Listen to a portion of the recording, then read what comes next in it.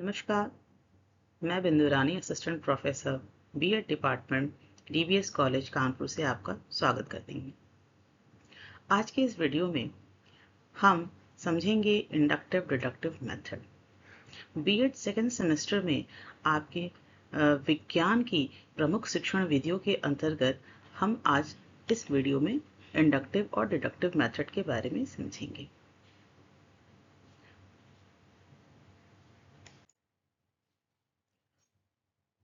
Topics to be covered. इस video में हम किन किन प्रमुख बिंदुओं पर चर्चा करेंगे, आइए समझते हैं। सबसे पहले है इंडक्टिव मेथड, इसके इंट्रोडक्शन समझेंगे, steps of inductive method, merits and demerits of inductive method, deductive method के बारे में समझेंगे, स्टेप्स ऑफ डिडक्टिव मेथड के बारे में समझेंगे और मेरिट्स एंड डिमेरिट्स भी समझेंगे और लास्ट में हम इन दोनों विधियों के बीच में कंपैरिजन या डिफरेंस को समझेंगे। तो चूंकि शिक्षण वह कला है जिसके द्वारा विषयों की जटिल विषय वस्तु को कक्षा में छात्रों के समक्ष प्रभावपूर्ण ढंग से प्रस्तुत किया जाता है और इसके लिए टीचर किसी न किसी मेथड का इस्तेमाल जरूर करता है।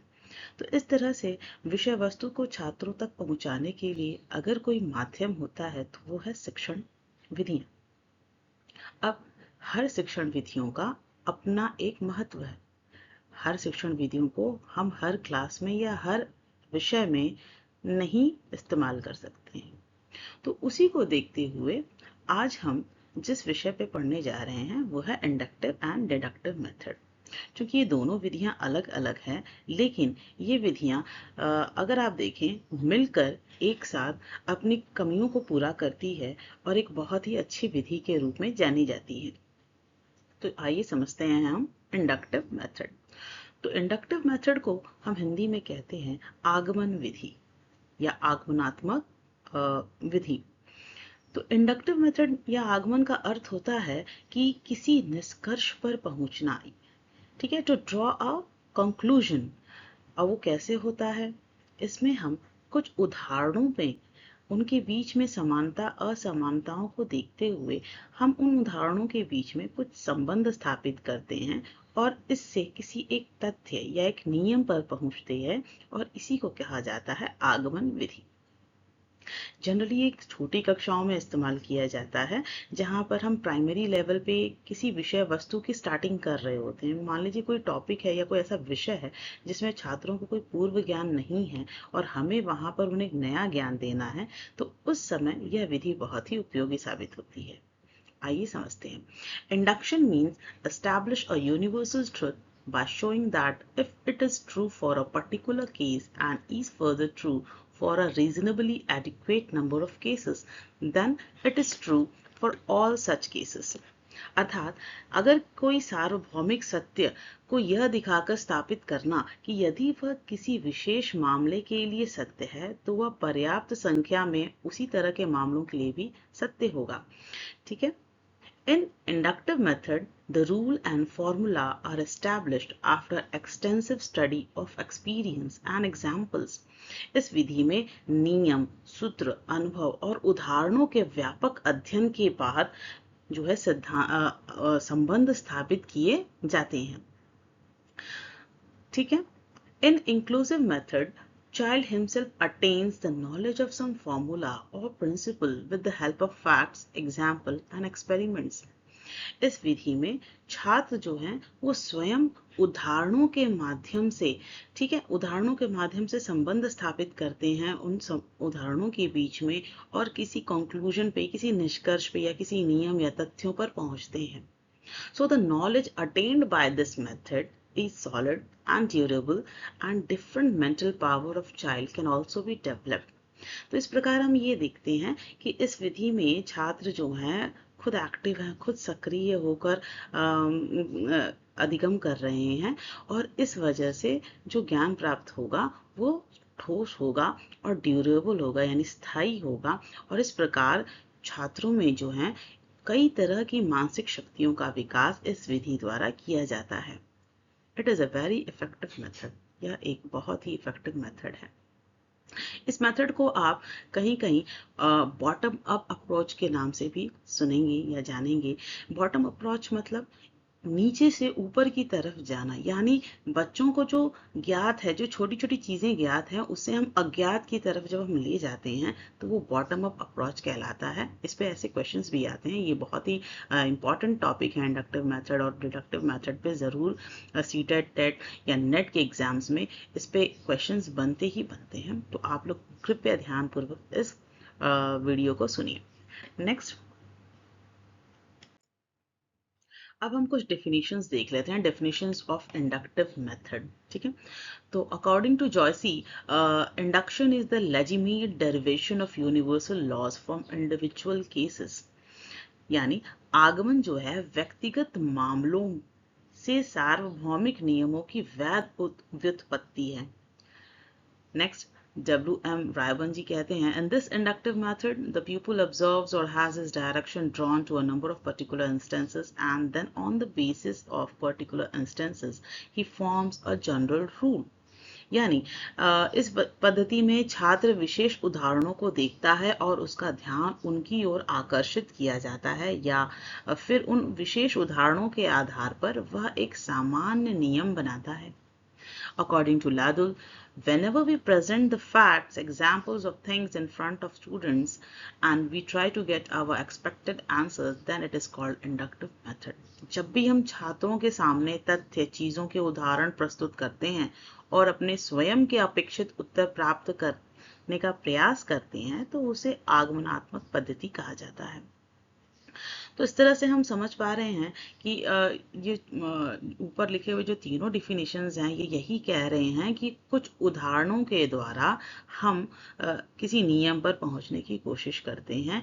इसे एग्जाम्पल टू रूल भी कहा जाता है या स्पेसिफिक टू जनरल भी कहा जाता है। ठीक है, hence in this method rules and formulas are not supplied by the teachers or the student. In the inductive method of teaching, it leads us from known to unknown, particular to general, and specific to general rule, and from concrete to abstract.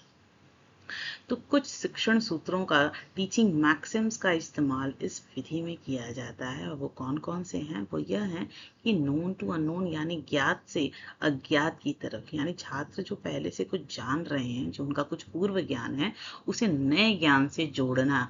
ठीक है, particular to general, यानी कुछ विशिष्ट उदाहरणों से किसी सामान्य नियम तक ले जाना। ठीक, और यहीं पे स्पेसिफिक और जनरल रूल हो गया। And from concrete to abstract, यानी जो मूर्त है, जिसे बच्चे देख सुन पाते हैं, जान रहे हैं जिसके बारे में, तो उन कॉन्क्रीट यानी मूर्त से हम अमूर्त तक, यानी हम जो बच्चे नहीं देख पाते हैं, जो अमूर्त है, मान लीजिए कि हमें पढ़ाना है सौरमंडल, तो जो कि छात्रों के लिए अमूर्त है ना, और एक मूर्त अगर हम ग्लोब उसके सामने अगर हम रखें तो वो उसके लिए मूर्त हो सकता है, और इस तरह से हम मूर्त से अमूर्त की तरफ ले जा सकते हैं। आगे बढ़ते हैं हम। Steps of inductive method. अब कौन कौन से स्टेप्स हैं, कौन कौन से चरण हैं इंडक्टिव मेथड में, उसे हम समझेंगे। तो there are 4 steps in this method. Number 1, presentation of specific examples, यानी विशिष्ट उदाहरणों का प्रस्तुतिकरण। ऑब्जर्वेशन, अवलोकन करना। जनरलाइजेशन, सामान्यीकरण करना। टेस्टिंग एंड वेरिफिकेशन, यानी परीक्षण और उसको वेरीफाई करना। ठीक, आगे इसे हम विस्तार से समझते चलते हैं। सबसे पहला था प्रेजेंटेशन ऑफ स्पेसिफिक एग्जाम्पल्स। तो जब हम इस विधि का प्रयोग करते हैं, तो सबसे पहले शिक्षक जो है कक्षा में छात्रों के समक्ष कुछ उदाहरणों को प्रस्तुत करता है। उदाहरण स्वरूप मान लीजिए, जैसे कि इस फिगर में आपको दिखाई दे रहा होगा कि जीव जगत का एक पिक्चर लगाया गया है। इसमें अगर मान लीजिए हम साइंस पढ़ा रहे हैं और हमें बच्चों को ये बताना है कि सजीवों के क्या लक्षण हैं।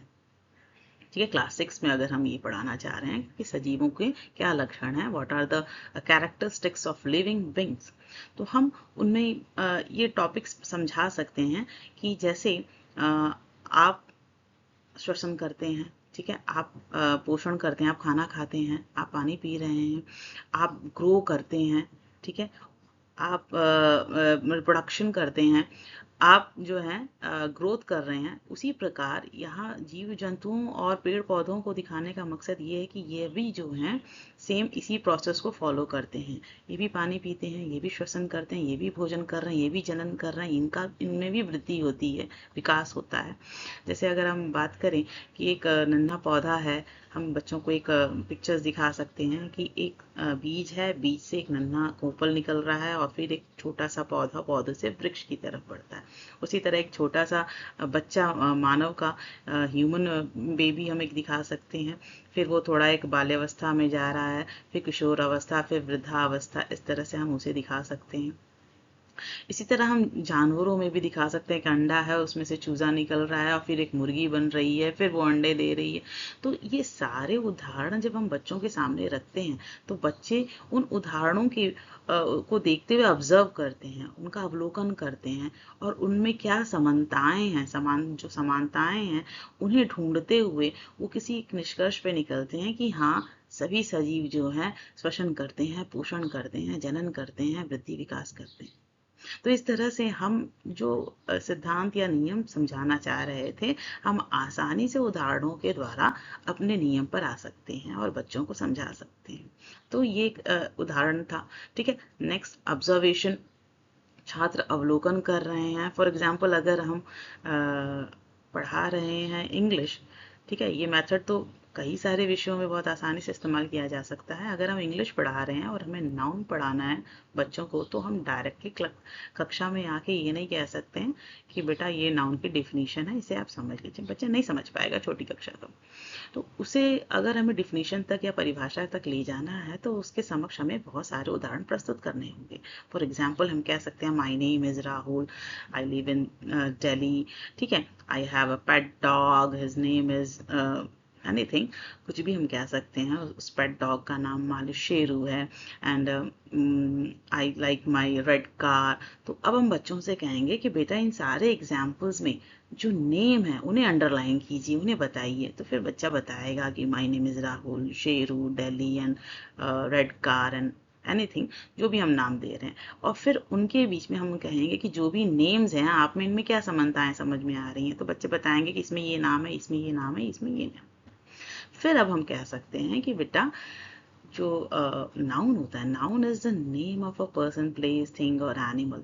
तो इस तरह से हम एक डेफिनेशन पे आ रहे हैं, एक नियम पे आ रहे हैं, ठीक है, जनरलाइजेशन कर रहे हैं कि सभी का नाम हो, ठीक। तो इस तरह से हम एक गंभीर विषय को या गंभीर परिभाषा या सिद्धांत या नियम को आसानी से उदाहरणों के माध्यम से समझा सकते हैं। तो थर्ड स्टेप है इसमें जनरलाइजेशन।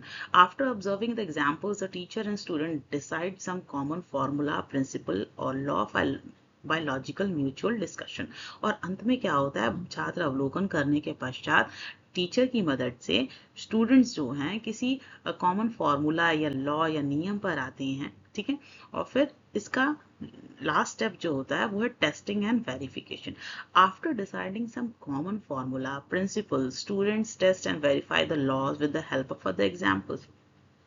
और फिर जब हमने कोई नियम बना लिया, इसका हम परीक्षण करेंगे, इसे सत्यापित करेंगे और अन्य उदाहरणों के माध्यम से, ठीक है। चलिए, तो ये 4 स्टेप्स से आगे बढ़ते हैं हम। Merits of inductive method. तो इस विधि की क्या क्या विशेषताएं हैं, क्या गुण हैं, उन्हें हम समझते हुए चलते हैं। Inductive method has many characteristics or merits in maths and science teaching. Some are as follows. Maths और विज्ञान शिक्षण में तो ये बहुत ही उपयोगी है, साथ ही साथ इसका इस्तेमाल भाषा जैसे विषयों इंग्लिश और हिंदी में भी आसानी से किया जा सकता है। It is a logical method. ये विधि पूरी तरह से तार्किक विधि पर आधारित है, ठीक है, तर्क पे आधारित है। This method increase for research. ये मेथड जो है आपको रिसर्च की तरफ प्रेरित करती है, शोध की तरफ ले जाती है। छात्र जो हैं कई उदाहरणों से किसी निष्कर्ष पे आ रहे हैं, तो उनमें जो रिसर्च की जो एबिलिटी है, जो क्षमता है, उसका विकास हो रहा है। It gives the opportunity of active participation in students and the discovery of formula.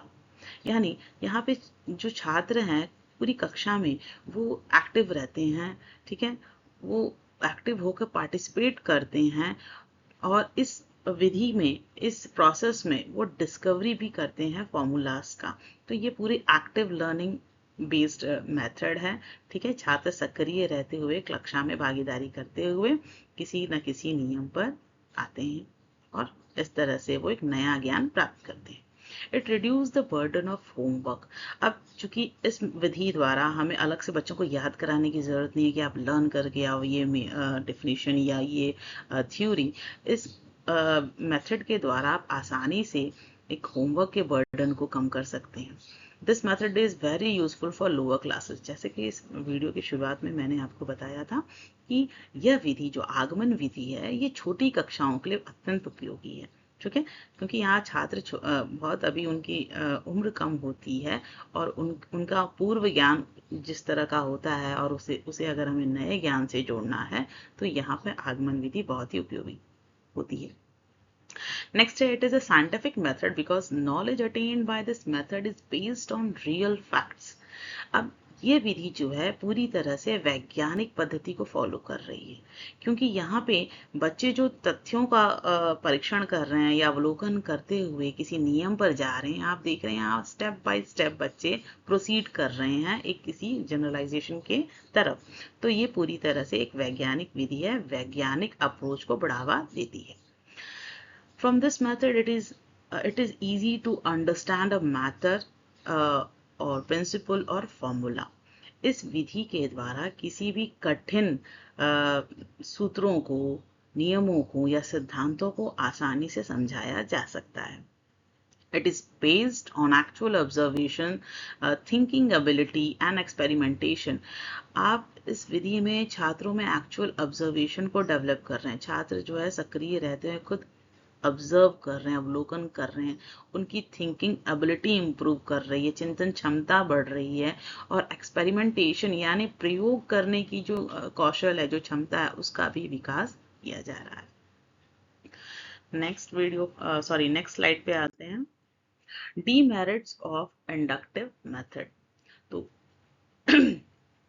गुण होने के बावजूद कुछ न कुछ दोष हर विधि में होता है, तो इस विधि के भी हम कुछ दोष समझ लेते हैं। This method is useful for only small children, not big students. ये जो विधि है सिर्फ छोटी कक्षा के छात्रों के लिए ही उपयोगी है, जैसे कि हम डिस्कस कर चुके हैं। ये बड़े छात्रों के लिए थोड़ा सा नीरस हो जाएगा। This method is more time consuming and it needs much labour. ये विधि जो है ये बहुत ज़्यादा समय लेती है और इसमें श्रम भी बहुत ज़्यादा लगता है। आप देख रहे हैं कि एक छोटा सा टॉपिक पढ़ाने के लिए हमें बहुत सारा टाइम देना पड़ेगा और छात्रों के साथ बहुत सारा श्रम करना पड़ेगा, बहुत सारे एग्जाम्पल्स फाइंड आउट करके उनके सामने रखना पड़ेगा। तो it takes time. Its application has to be restrictive and confined to understanding of results in the review stage. Once a formula has been established, time should not be wasted in rediscovering it is for every subsequent problem. कभी कभी क्या होता है कि हम कुछ उदाहरणों के द्वारा एक नियम प्रतिपादित कर रहे हैं, ठीक है। अब ये कह रहे हैं कि इसके अनुसार हमें और समय व्यतीत या बर्बाद नहीं करना चाहिए, क्योंकि अगर उसी की तरह अन्य मामले हैं तो उनके लिए भी वही सत्य होगा, ठीक है, वो नियम उसके लिए भी सत्य लागू होगा। Next, it is neither for teacher nor for students.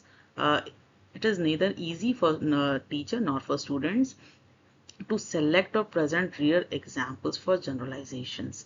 ठीक है, ना ही शिक्षक के लिए और ना ही टीचर के लिए ये आसान है कि वह रियल यानी वास्तविक एग्जाम्पल्स, उदाहरण प्रस्तुत करें, और उसे सेलेक्ट करना भी एक अपने आप में बड़ी समस्या है, ठीक है, ताकि जिसका हम समानीकरण करवा सकें। Only on an experienced teacher can use this method successfully. सिर्फ और सिर्फ एक अनुभवी और प्रशिक्षित शिक्षक ही इस विधि का प्रयोग आसानी से कर सकता है। तो ये थी कुछ गुण और दोष, और अब हम आगे बढ़ते हैं अपने नेक्स्ट मेथड पे, जो है deductive method. Deductive method is opposite to inductive method. Deduction is the process by which a particular fact is derived from some general known truth. इसका मतलब जो इंडक्टिव मेथड है यानी निगमन विधि है, यह पूरी तरह से आगमन विधि की ऑपोजिट है, उल्टा है। ठीक है, इस प्रोसेस डिडक्शन में क्या होता है? Deduction is a process by which a particular fact is derived from some general known truth. यानी यहाँ पे आपको पहले से किसी लॉ, किसी डिफिनेशन, किसी सिद्धांत को दे दिया जाता है और उसे हम क्या करते हैं? उदाहरणों के द्वारा वेरीफाई करते हैं। This method is mainly used in algebra, geometry, trigonometry because different relations in law and formulas are used in these sub branches of mathematics. जैसा कि हम जानते हैं कि इस विधि का प्रयोग मैथ्स में ज़्यादा होता है और मैथ्स के सब ब्रांचेस में ज़्यादा होता है एंड फिजिकल साइंसेस में भी बहुत ज़्यादा होता है, जहाँ पे आपको सिद्धांतों को नॉलेज देना होता है, ज्ञान देना होता है, बच्चों को परिचय कराना होता है और फिर सब्सिक्वेंट एग्जाम्पल्स के थ्रू आप उसे वेरीफाई कराते हैं। तो ये एक बड़ी कक्षाओं के छात्रों के लिए बहुत ही उपयोगी विधि है, जहाँ आप कम समय में ज़्यादा से ज़्यादा ज्ञान दे सकते हैं। अब इसमें भी कुछ मैक्सिम्स, टीचिंग मैक्सिम्स का यूज़ किया जाता है। वो कौन कौन से हैं? जनरल टू पर्टिकुलर यानी सामान्य से विशिष्ट की तरफ। जहाँ हम आगमन में विशिष्ट से सामान्य की तरफ चल रहे थे, यहाँ पे हम जनरल टू पर्टिकुलर चलते हैं, यानी सामान्य नियम से एक विशिष्ट उदाहरण की तरफ। एब्स्ट्रैक्ट टू कॉन्क्रीट यानी अमूर्त से मूर्त की तरफ चल रहे हैं, क्योंकि मान लीजिए जो हम कोई डेफिनेशन या कोई लॉ दे रहे हैं या कोई सूत्र दे रहे हैं, वो एब्स्ट्रैक्ट होती है, वो अमूर्त होती है और उसे हम उदाहरणों द्वारा मूर्त करते हैं छात्रों के समक्ष, है ना। नेक्स्ट, फॉर्मूला टू एग्जाम्पल्स, जो भी सूत्र हैं, सूत्र से उदाहरण की तरफ। ठीक, इस पे भी क्वेश्चंस बहुत आते हैं कि जनरल टू पर्टिकुलर किस मेथड में ये अप्रोच यूज किया जाता है। ठीक है, तो आप इसे ध्यान देंगे।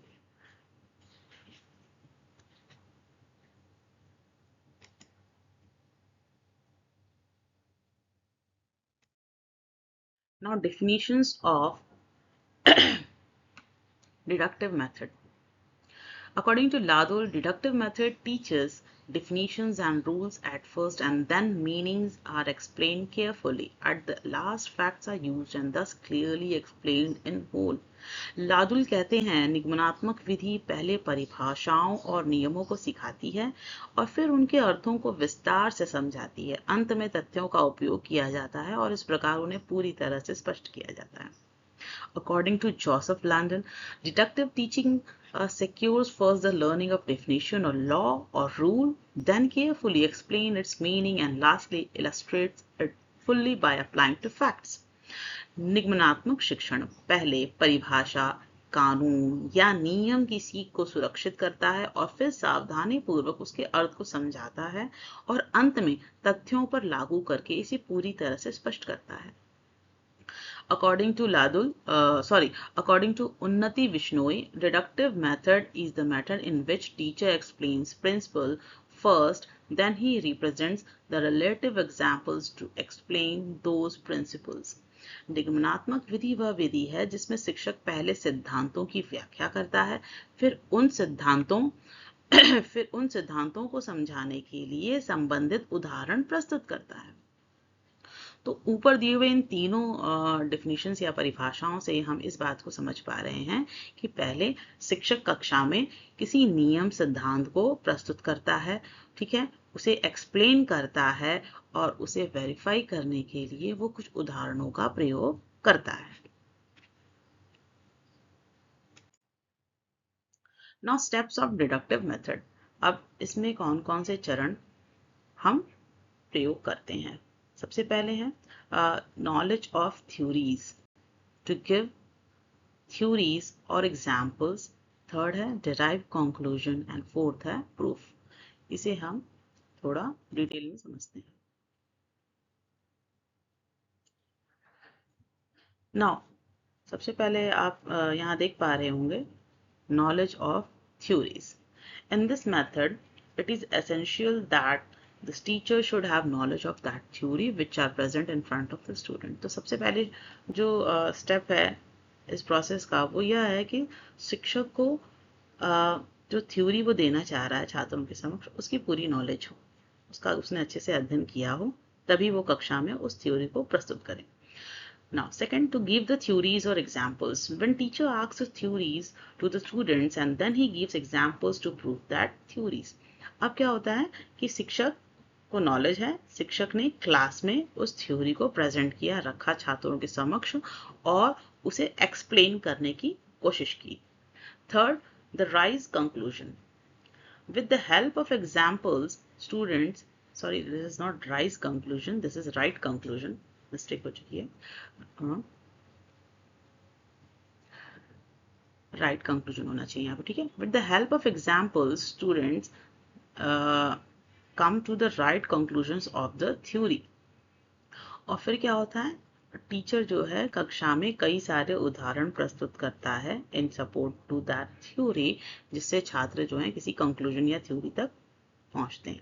और लास्ट में प्रूफ, ठीक है, यहाँ पे हम कई सारे एग्जाम्पल्स के थ्रू टेस्ट करते हैं, फिर उसे वेरीफाई करते हैं। जैसा कि आप यहाँ पे एक इस पिक्चर में देख पा रहे होंगे, ये आर्किमिडीज का सिद्धांत हमने जो पढ़ा है, ठीक है, अपर प्राइमरी जो साइंस की क्लासेस में आपने देखा होगा, आर्किमिडीज लॉ दिया हुआ है, लॉ ऑफ बेयोंसी दिया हुआ है, या उत्प्लावन बल, ये बाद में पढ़ते हैं। मान लीजिए हमें उत्प्लावन बल पढ़ाना है, तो हम कक्षा में गए और हमने पहले उसका डिफिनीशन या उसका सिद्धांत दे दिया कि जब किसी वस्तु को किसी जल में पूर्ण या आंशिक रूप से डुबोया जाता है, तो उसके द्वारा हटाए गए जो जल का भार होता है वो उसके द्वारा उस व्यक्ति का जो भार में कमी प्रतीत हुई है उसके बराबर होता है, ठीक है। तो अब इसको प्रूफ करने के लिए हम क्या करेंगे, छात्रों के समक्ष कुछ उदाहरण देंगे, ठीक है। हम किसी कटोरे में पानी भर के उसमें कोई गेंद गिरा सकते हैं, कोई भी वस्तु गिरा सकते हैं और नीचे एक बड़े से प्लेट में उस पानी को इकट्ठा कर सकते हैं और फिर उसका हम वेट करवा सकते हैं। तो इस तरह से हम उत्प्लावन बल छात्रों को आसानी से समझा सकते हैं, ठीक है। अब जो अगर मैंने स्टार्टिंग में जो ये नियम बताया, तो ये छात्रों के लिए क्या होगा, थोड़ा सा कठिन होगा, नहीं समझ में आ रहा है, लेकिन जब हम उसे एग्जाम्पल्स के थ्रू समझाएंगे तो छात्र आसानी से उस सिद्धांत को समझ जाएंगे और लर्न कर लेंगे। इसी तरह अगर हमें मान लीजिए गणित में हम एक छोटा सा एग्जाम्पल लेते हैं, अगर हमें क्लास 6 में बच्चों को ये बताना है कि किसी आयत का क्षेत्रफल कैसे निकालते हैं, तो हमने बच्चे को पहले ही उसका सूत्र दे दिया कि लंबाई गुणे चौड़ाई बराबर क्षेत्रफल होता है, ठीक है। ये हमने एक थ्योरी दे दी है, हमने बच्चों को एक सूत्र दे दिया आयत का क्षेत्रफल ज्ञात करने के लिए। अब इसके बाद हम कुछ उदाहरण प्रस्तुत करेंगे कि जैसे मान लीजिए कोई खेत है, उसकी लंबाई इतनी है, उसकी चौड़ाई इतनी है, जैसे कि किताबों में दिया रहता है, ऑलरेडी एग्जाम्पल्स दिए रहते हैं। तो इस तरह से बच्चा जो है वहाँ पे इलस्ट्रेशन या पिक्चर के माध्यम से समझ सकेगा कि उसकी लंबाई ये है, उसकी चौड़ाई ये है, फिर से हमें गुणा करना है और फिर हमें जो उत्तर प्राप्त हो रहा है वो क्षेत्रफल कहला रहा है, ठीक है। इसी तरह हम और भी उदाहरणों के द्वारा, जैसे मान लीजिए हम कह सकते हैं कि आप जिस टेबल पे बैठे हो आप उसी का क्षेत्रफल निकालो, आप अपनी साइंस बुक का जो है आप क्षेत्रफल निकालिए। तो इस तरह से कई सारे उदाहरणों के द्वारा हम आसानी से इस सूत्र को याद करा सकते हैं कि लंबाई गुणा चौड़ाई बराबर क्षेत्रफल। तो इस तरह से यह विधि कार्य करती है। आगे बढ़ते हैं। Merits of deductive method. अब इस मेथड के क्या क्या गुण हैं उसे हम समझते चलते हैं। This method increases memory power. अब यह विधि जो है मेमोरी पावर बढ़ा रही है। हम इसमें सूत्र दे रहे हैं, फिर उसका अभ्यास करा रहे हैं उदाहरणों के द्वारा, तो इस तरह से छात्रों की मेमोरी पावर क्या हो रही है, बढ़ रही है। By using this method, the speed of gaining knowledge increase because the students directly use formula for solving the method. अब इस विधि के द्वारा आपका शिक्षण कार्य भी जल्दी हो रहा है, छात्र जल्दी अधिगम कर रहे हैं, स्पीड बढ़ रही है। क्यों? क्योंकि आपने पहले ही ऑलरेडी सूत्र दे दिया है, आपने सिद्धांत दे दिए, बता दिए हैं और छात्रों को बस उसे अप्लाई करना है। तो इस तरह से क्या हो रहा है, टाइम बच रहा है और ये आपका टीचिंग प्रोसेस भी बहुत जल्दी हो रहा है, आप जल्दी से एक टॉपिक खत्म कर ले रहे हैं।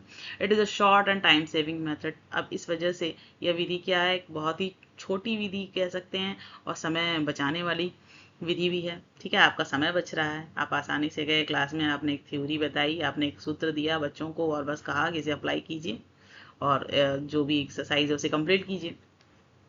At the practice and revision state, this method is adequate and advantageous. अच्छा, कभी कभी क्या होता है कि हमें क्लास में कुछ ऐसा टॉपिक होता है जिसका बहुत सारी प्रैक्टिस करानी है जैसे कि मैथ्स में ज़्यादातर होता है, मैथ्स एंड फिजिक्स वगैरह में, केमिस्ट्री में। तो हम वहाँ पे क्या कर सकते हैं कि इंडक्टिव मेथड के द्वारा ज़्यादा से ज़्यादा प्रैक्टिस करा सकते हैं। तो इससे क्या होगा, ये मेथड जो है बहुत ही उपयुक्त है और बहुत ही एडवांटेजियस है, इससे बहुत ज़्यादा लाभ मिल रहा है, ठीक है, रिविजन और प्रैक्टिस स्टेज पे। It combines with the inductive method to remove the incompleteness and inadequacy of the latter. जब यह विधि इंडक्टिव मेथड यानी आगमन विधि के साथ जुड़ती है तो ये एक दूसरे की कमी को जो है ख़त्म कर देती हैं, मिलकर कंप्लीट मेथड बन जाता है, ठीक है। और जो इनएडिक्वेसी थी, जैसे कि आगमन विधि में ये है कि आप पहले उदाहरण से सूत्र की तरफ चल रहे हैं और फिर आप जब सूत्रों का आपने जब सामान्यीकरण कर लिया, आपने नए नियम बना लिए, आप उस फिर नियमों का जैसे ही उदाहरणों के द्वारा वेरिफिकेशन करते हैं, सत्यापन करते हैं, आप इंडक्शन मेथड में आ जाते हैं। तो इस तरह से ये दोनों विधियां जो हैं मिलकर एक दूसरे की कमियों को पूरा करती हैं और अपने आप में एक बहुत ही उपयोगी मेथड बन जाते हैं। Now laws and principle and formulas can easily be check by using this method. अच्छा, किसी सूत्र, किसी नियम, किसी फॉर्मूला को अगर हमें चेक करना है तो इस मेथड के द्वारा आसानी से हम चेक कर सकते हैं और छात्रों को उसका ज्ञान दे सकते हैं। चलिए अब हम कुछ दोष देख लेते हैं। Demerits of deductive method. This method is not useful to develop scientific attitude in the students. यह विधि जो है वैज्ञानिक अप्रोच को बढ़ावा नहीं देती है, वैज्ञानिक अभिवृत्ति को नहीं बढ़ावा दे रही, क्योंकि आप डायरेक्टली क्लास में एक लॉ, नियम, रूल दे रहे हैं। छात्रों को सोचने की जो चिंतन क्षमता है उसका वो माहौल ही नहीं बन रहा, वो परिस्थिति उसे नहीं मिल रही, उसे डायरेक्टली कोई लॉ दे दिया जा रहा है और उसे कहा जाए इसे अप्लाई कीजिए। तो इस तरह से जो साइंटिफिक एटीट्यूड है या हम कह सकते हैं थिंकिंग एबिलिटी है वो नहीं हो पा रही। It is a very difficult for a beginner understand an abstract formula if it is not preceded by a number of concrete instances. किसी बिगिनर के लिए, जैसे छोटी कक्षाओं के बच्चों के लिए या जिसका पूर्व ज्ञान इतना नहीं है किसी कठिन विषय वस्तु को समझने के लिए, तो उसके लिए ये विधि बहुत कठिन हो सकती है, ठीक है। अगर उसे हम बहुत सारे मूर्त उदाहरणों के द्वारा प्रस्तुत ना करें तो ये विधि उसके लिए बहुत ही कठिन हो सकती है, क्योंकि फॉर्मूलाज क्या होते हैं, एब्स्ट्रैक्ट होते हैं, अमूर्त होते हैं। This method is only useful if it is combined with inductive method, ठीक है। ये विधि इंडक्टिव मेथड के साथ ही बहुत ज्यादा यूजफुल है। It is not suitable for the development of reasoning, logical thinking and scientific attitude, ठीक है। ये विधि जो है रीजनिंग के लिए, लॉजिकल थिंकिंग के लिए और जो साइंटिफिक एटीट्यूड है उसके डेवलपमेंट के लिए ज़्यादा मदद नहीं करती है। The students can not become active learners. यहाँ स्टूडेंट्स एक्टिव लर्नर नहीं है, they are becoming passive learners, क्योंकि वहाँ पे उनकी एक्टिवनेस बस किस में है, just in solving the questions doing the practice. So they are not mentally active, not that type of जैसे कि वो पिछली इंडक्टिव विधि में थे। By using this method the teaching learning process become uninteresting and dull. इस विधि में बच्चे जो हैं कुछ नीरसता आ जाती है, बच्चों को नीरस लगता है और अरुचिपूर्ण लगती है, क्योंकि आप डायरेक्टली किसी ऐसे रूल या थ्योरी को दे रहे हैं या फिर उसे प्रूव करने के लिए, वेरीफाई करने के लिए उदाहरणों के द्वारा प्रैक्टिस करा रहे हैं, तो ये थोड़ा सा अनइंटरेस्टिंग बन जाता है। In this method student cannot understand difficult examples, ठीक है। कभी कभी क्या होता है, स्टूडेंट्स जो होते हैं कठिन उदाहरणों को भी समझ नहीं पाते हैं, ठीक है। अब हम जो हमारा लास्ट टॉपिक है इसमें difference between inductive and deductive method, इसे समझ लेते हैं। This method is based on from known to unknown, from particular to general, from concrete to abstract and from example to formula maxims of teaching. आगमन विधि के बारे में हमने starting में ही बात की कि ये नोन टू अननोन है, यानी ज्ञात से अज्ञात की तरफ चलती है, स्पेसिफिक टू जनरल चलती है, पर्टिकुलर मतलब विशिष्ट से सामान्य की तरफ चलती है, और मूर्त से अमूर्त, ठीक है, उदाहरण से सूत्रों की तरफ चलती है। ये बहुत इंपॉर्टेंट है, आप इसे बहुत अच्छे से याद कर लीजिएगा, एग्जाम्स में ज़रूर आते हैं। और डिडक्शन मेथड जस्ट इसके अपोजिट होता है, formula to example, general to particular, abstract to concrete, ठीक है। यहाँ पे फॉर्मूला से एग्जाम्पल की तरफ चल रहे हैं, सामान्य से विशिष्ट की तरफ चल रहे हैं और अमूर्त से मूर्त की तरफ चल रहे हैं। सेकेंड पॉइंट देख लेते हैं। In this method students are active, और इसमें है in this methods teachers are active. तो इंडक्टिव मेथड में कौन एक्टिव था? स्टूडेंट्स थे, ठीक है। और डिडक्टिव मेथड में टीचर्स एक्टिव हैं, टीचर सेंटर्ड आपकी ये मेथड हो जाती है। और इसी तरह से इंडक्टिव मेथड जो है चाइल्ड सेंटर्ड मेथड हो जाती है, ठीक। This method is helpful for generalisation, सामान्यकरण के लिए आगमन विधि बहुत उपयोगी है। This method is not capable to generalisation, यहाँ पे सामान्यकरण नहीं किया जा रहा है, पहले से जो कोई हमें सिद्धांत या सूत्र मिला है उसका बस सत्यापन किया जा रहा है। It is a psychological method, ये मनोवैज्ञानिक विधि है, ठीक है। इट इज अ अनसाइकोलॉजिकल मेथड, ये अमनोवैज्ञानिक विधि है।